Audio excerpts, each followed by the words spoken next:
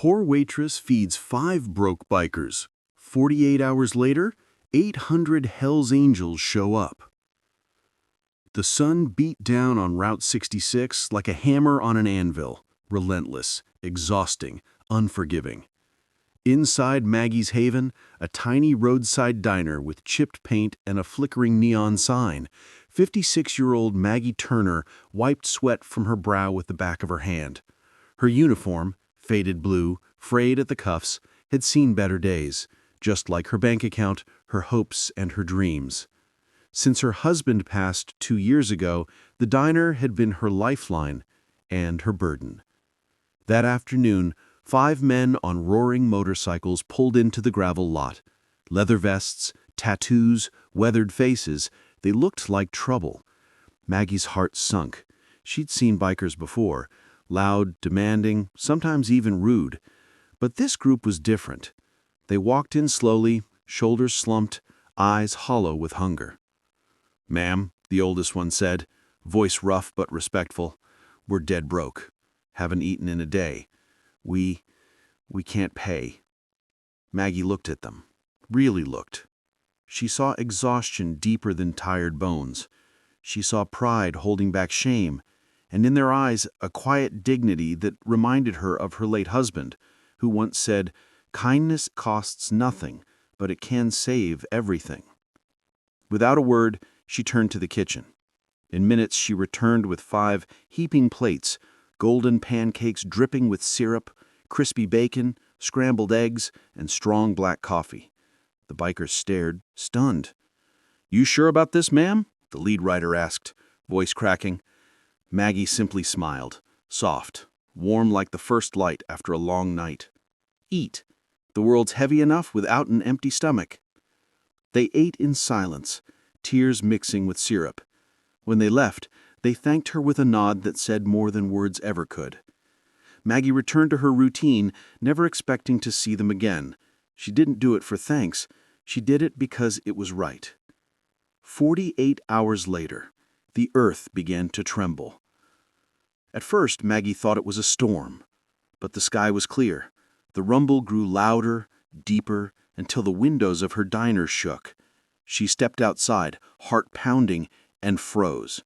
Stretching down the highway as far as the eye could see were motorcycles, hundreds of them, maybe more. Men in black leather, skulls and wings emblazoned on their vests, the unmistakable patch of the Hell's Angels. Maggie's breath caught. Her knees weakened.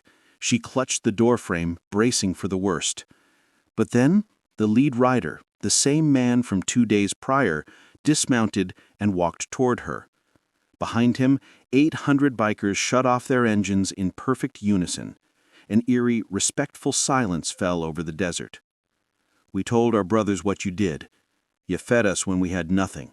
You looked us in the eye and treated us like human beings." He stepped aside.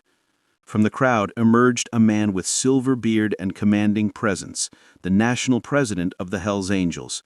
In his hands, he held a thick envelope. "Maggie Turner, you reminded us that mercy still walks this earth, so today we walk for you." Inside the envelope, a $50,000 donation to keep her diner afloat. But that wasn't all. Over the next week, the Hell's Angels transformed Maggie's haven.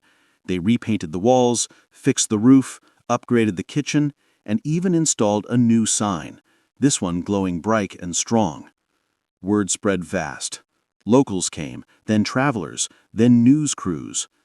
But the real miracle wasn't the money or the repairs.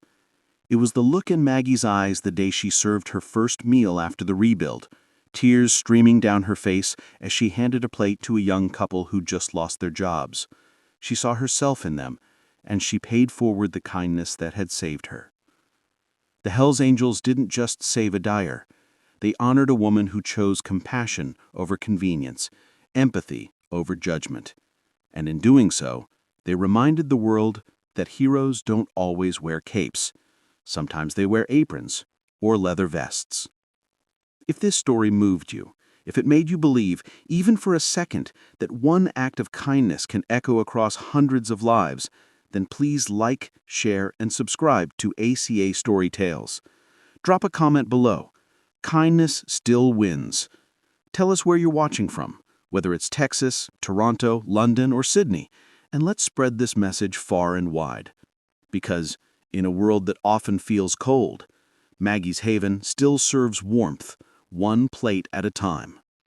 Thanks for watching.